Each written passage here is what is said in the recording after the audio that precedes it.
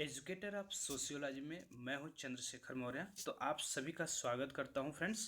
तो गाइज आज हम लोग देखेंगे ग्रामीण समाजशास्त्र। यहां से आपको 2 से 3 प्रश्न पिछले वर्ष पूछा गया था। तो इस टॉपिक से मैंने ये नोट्स बनाए हैं, तो बहुत ही बेहतरीन नोट्स है। तो वीडियो के अंत तक आप बने रहिए और प्लीज़ वीडियो को लाइक करिए और अधिक से अधिक शेयर करिए। कम टॉपिक में आपको अधिक से अधिक ज्ञान देने की मैं यहाँ कोशिश कर रहा हूँ और आई होप कि आपको पूरा कंसेप्ट क्लियर हो जाएगा वीडियो के अंत तक।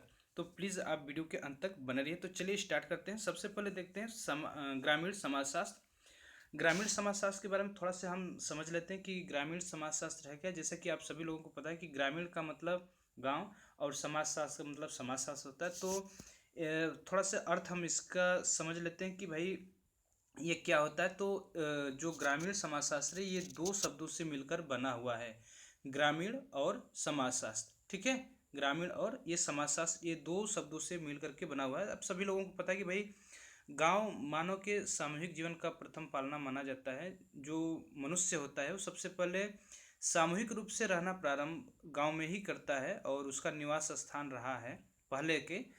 अब तो नहीं है पर पहले रहा है। और संसार के अधिकांश जो जनसंख्या है वो आरंभ से लेकर के अंत तक ग्रामों में ही बसी है। और इसी परिप्रेक्ष्य में लारी नेल्सन उन्होंने कहा है रूरल सोशियोलॉजी के बारे में। वो लिखते हैं कि अभी थोड़े समय से पूर्व तक के मनुष्य की कहानी अधिकांशतः ग्रामीण मनुष्य की ही कहानी है।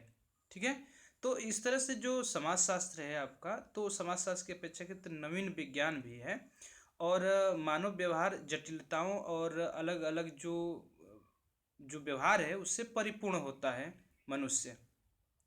तो आइए देखते हैं। और इसमें एक चार्ल्स होपर भी हैं, उन्होंने ग्रामीण समाजशास्त्र के बारे में क्या कहा है। देखिए उन्होंने क्या कहा है कि भाई जो ग्रामीण समाजशास्त्र है अन्य सभी विज्ञानों के समान किसी आवश्यकता के परिणाम स्वरूप विकसित हुआ है।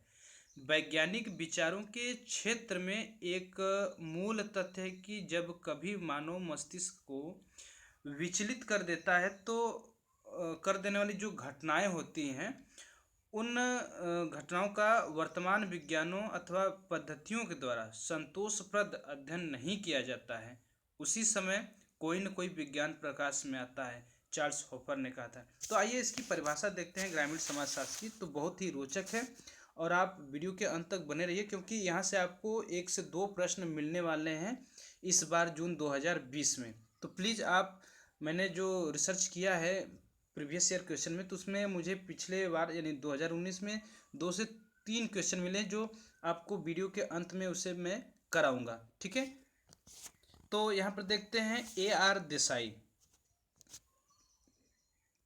AR देसाई ने क्या कहा है, ग्रामीण समाजशास्त्र का मूल कार्य ग्रामीण समाज के विकास के नियमों को निकालना है। सैंडरसन ने क्या कहा है कि ग्रामीण समाजशास्त्र ग्रामीण पर्यावरण में निहित जीवन का समाजशास्त्र है। यानी गांव का जो समाजशास्त्र है ग्रामीण समाजशास्त्र वो पर्यावरण में निहित जीवन का समाजशास्त्र है। मैंने इसमें नोट करके इस तरह से एक टॉपिक मैंने ऐड किया है कि ग्रामीण समाजशास्त्र ग्रामीण सामाजिक जीवन प्रतिमानों प्रक्रियाओं एवं व्यवहारों का अध्ययन है। तो ये आप जरूर नोट कर लीजिएगा, बहुत ही इम्पोर्टेंट पॉइंट है ये। यहाँ पर मैं कर देता हूँ इम्पोर्टेंट, तो आप ज़रूर इसे नोट कर लीजिएगा। आइए अब देखते हैं थोड़ा से एक परिभाषा और मैं आपको बता देता हूँ जो बहुत ही इम्पोर्टेंट है, जो स्मिथ के द्वारा कही गई है कि भाई ग्रामीण सामाजिक संबंधों के व्यवस्थित ज्ञान को ही हम सही अर्थों में ग्रामीण जीवन का समाजशास्त्र कह सकते हैं। बहुत इंपॉर्टेंट ये परिभाषा है। तो आइए देखते हैं कि ग्रामीण जो समाजशास्त्र है उसकी क्या क्या विशेषताएं हैं।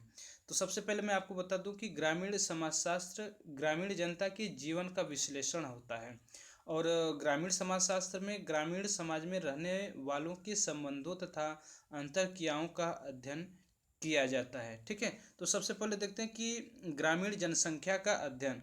देखिए विश्व की अधिकांश जो जनसंख्या है वो ग्रामीण ही है और ग्रामीण समाजशास्त्र में इसी ग्रामीण जनसंख्या का अध्ययन होता है। और इस समाजशास्त्र के द्वारा जो ग्रामीण व्यक्ति हैं उनके व्यवहार की प्रकृति की सामाजिक अंतःक्रिया संरचना को समझाने में ये सहायता प्रदान करता है। दूसरा है ग्रामीण संस्कृति का अध्ययन। देखिए हर देश में जो समाज है तो समाज में अपनी अलग अलग संस्कृति होती है। वास्तव में गांव संस्कृति के मूल स्रोत हैं। देखिए अगर मैं इंडिया की बात करूं तो यहाँ पर कोई नया व्यक्ति गेस्ट आते हैं तो क्या करते हैं, बहुत करेंगे तो हेलो हाय कर लेंगे या हैंडशेक इस तरह से हाथ मिला लेंगे। और अगर और इस तरह से अगर होता है तो हम लोग क्या कर सकते हैं, उनका पैर छू लेते हैं। अगर मैं अमेरिका की बात करूं तो अमेरिका में क्या होता है कि पहले तो हाथ मिलाएंगे फिर उसके बाद तो गले मिलते हैं। इस तरह से वहाँ पे लोग कोरोना से इसी तरह अधिक ग्रसित हैं। ठीक है, तो इसका भी एक कारण है कोरोना का फैलने का अमेरिका में।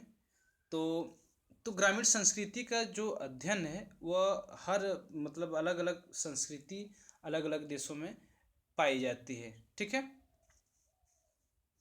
तीसरा देखते हैं समस्याओं के समाधान में सहायक। तो जो ग्रामीण समस्या है वो समाधान में सहायक होती है कैसे। देखिए ग्रामीण समाजशास्त्र जो है वो विभिन्न ग्रामीण समस्याओं जैसे गांव में सबसे अधिक क्या गरीबी होती है, भुखमरी होती है, हत्या होता है, पिछड़ापन होता है, अशिक्षा होती है, ये सारी चीज़ें होती हैं। और इन सभी का अध्ययन कर इन समस्याओं के विश्लेषण में सहायक है और विधिवत एकदम विधिवत और वैज्ञानिक ज्ञान प्राप्त करने के पश्चात ही उनका समाधान करने में भी सहायक होता है। चौथा देखेंगे ग्रामीण सामाजिक पुनर्निर्माण में सहायक, यानी ग्रामीण सामाजिक जो पुनर्निर्माण में सहायक है कैसे।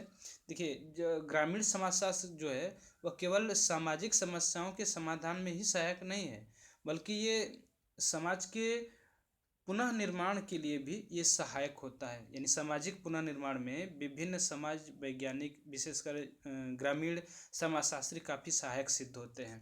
ठीक है, अगला देखेंगे सामुदायिक विकास कार्यक्रमों में सहायक।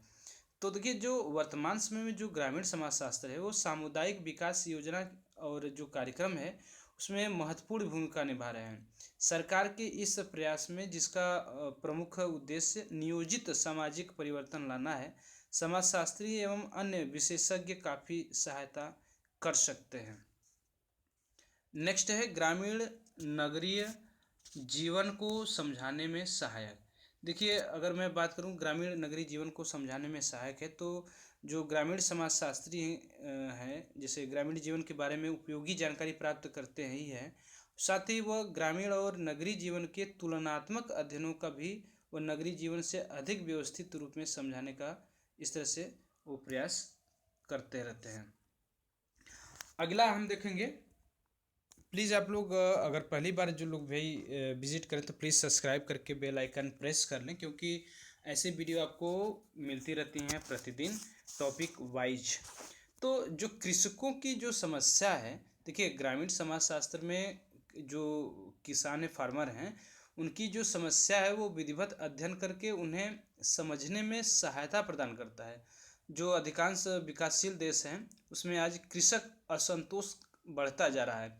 अच्छा, विकसित देश और विकासशील देश में क्या अंतर है, प्लीज़ आप हमें कमेंट करके जरूर जल्दी से बताइए। विकसित देश और विकासशील देश में क्या अंतर है।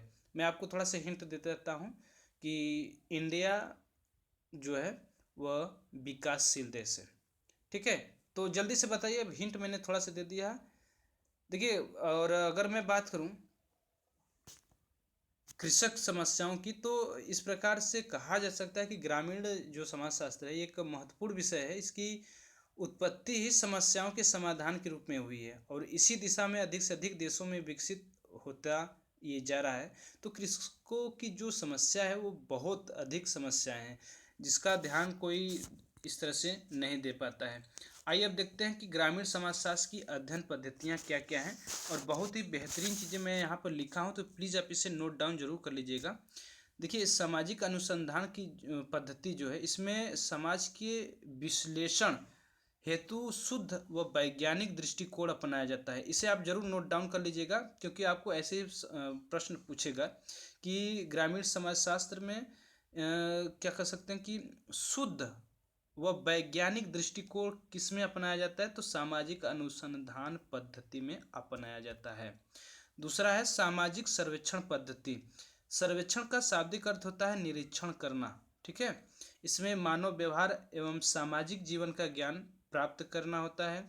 जनसंख्यात्मक विशेषताओं के अध्ययन किया जाता है इसमें और इसमें सामाजिक पर्यावरण का ज्ञान प्राप्त किया जाता है। आप ध्यान रखे रहिएगा कि सामाजिक पर्यावरण किसमें किया जाता है, तो सामाजिक सर्वेक्षण पद्धति में किया जाता है। तीसरा है वैयक्तिक अध्ययन पद्धति, तो इसमें गुणात्मक पहलुओं का अध्ययन किया जाता है। ठीक। चौथा है समाज मिति पद्धति, इसमें मोरेनो द्वारा विकसित यह एक प्रकार के गुणात्मक तथ्यों का गणना विधि है। यह पद्धति गणना विधि और आदर्श कल्पना विधि दोनों का मिश्रण है। ठीक है, तो यहाँ से आपको प्रश्न कैसे बन सकता है कि जो गणना विधि है और आदर्श कल्पना विधि है, इन दोनों का मिश्रण किस पद्धति के तहत किया जाता है, तो समाज मिति पद्धति के तहत किया जाता है। नेक्स्ट देखते हैं सांख्यिकीय पद्धति, इसका प्रयोग सामाजिक विज्ञानों में तथ्यों को मापने के लिए किया जाता है। इसका प्रयोग सामाजिक विज्ञानों में तथ्यों को मापने के लिए किया जाता है। आगे देख लेते हैं ग्रामीण समाजशास्त्र की अन्य अध्ययन पद्धतियों एवं उपागम।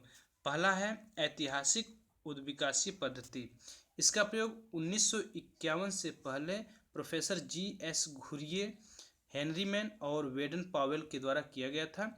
और देखिए प्रोफेसर जी.एस. घुरिये ने जाति नातेदारी का अध्ययन किया था, हेनरी मैन ने भूमि व्यवस्था का अध्ययन किया था, वेडन पावेल ने भूमि काश्तकारी का अध्ययन किया था।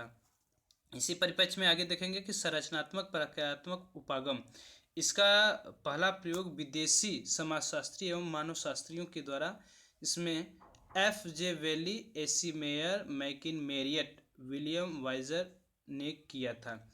और इंडिया के जो थे वो थे M.N. श्रीनिवास, S.C. दुबे, मजुमदार एवं मदान, चटर्जी एवं ब्रजनाथ चौहान जैसे लोगों ने किया था। तो इसमें M.N. श्रीनिवास ने मैसूर के गुर्गे का मतलब अध्ययन किया था गांव का। S.C. दुबे ने समीरपेट गांव का अध्ययन किया था, जो कि आंध्र प्रदेश में पड़ता है समीरपेट गांव।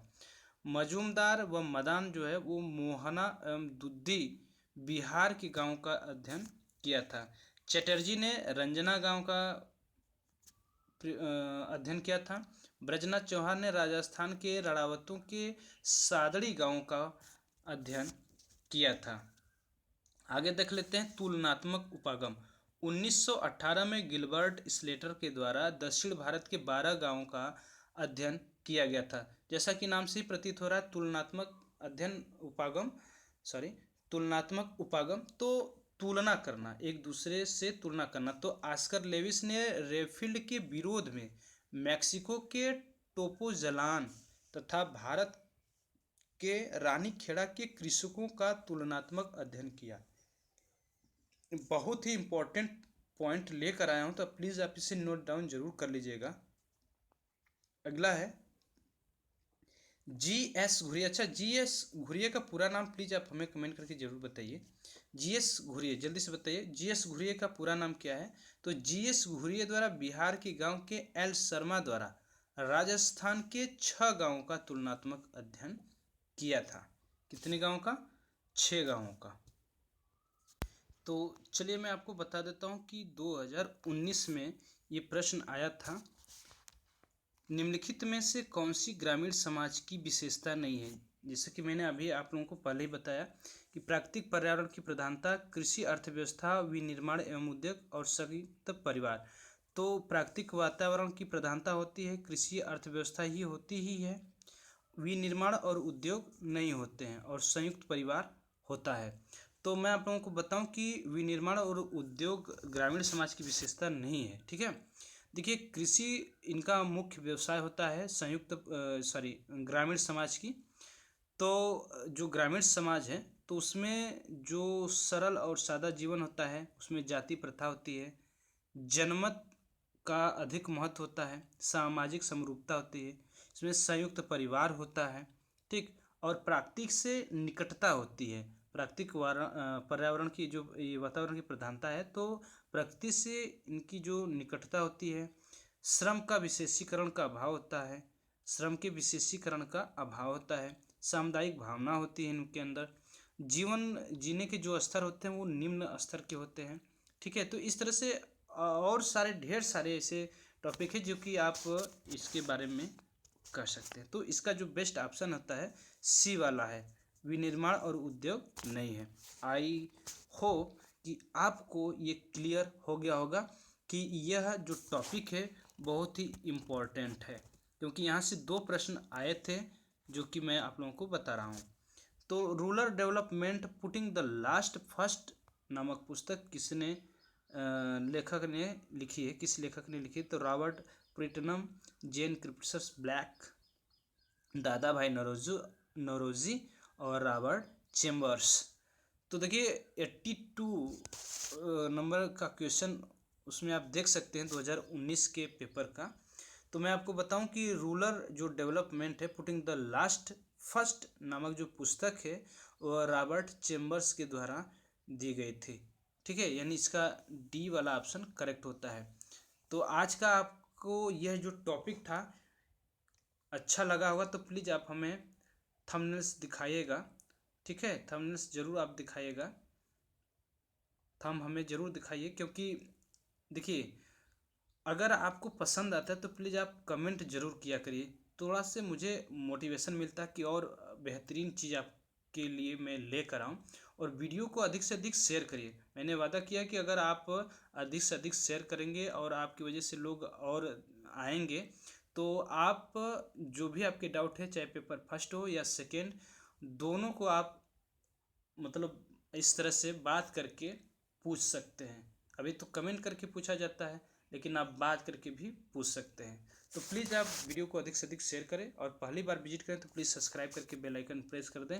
और फर्स्ट पेपर का जो प्रैक्टिस सेट है या लेक्चर मैं नहीं दे रहा हूँ, इसलिए कि उसको लोग ध्यान नहीं दे रहे हैं, बहुत कम लोग उसे देख रहे हैं, तो इसलिए मैं इसे अभी रोक दिया हूँ। अब जब लास्ट होगा तो फिर मैं, या फिर जैसे ही समय मिलता है तो फिर मैं बीच बीच में डालते रहूँगा, उसे बीच बीच में डालते रहूँगा, उसके लिए परेशान मत रहिए। उससे भी आप लोगों को पूरा ही मौका मिलेगा और जो थ्योरी उसकी बताऊँगा उसमें से पक्का आपको प्रश्न आना ही आना है। ठीक है, तो मिलते हैं नेक्स्ट वीडियो में, तब तक के लिए जय हिंद जय भारत।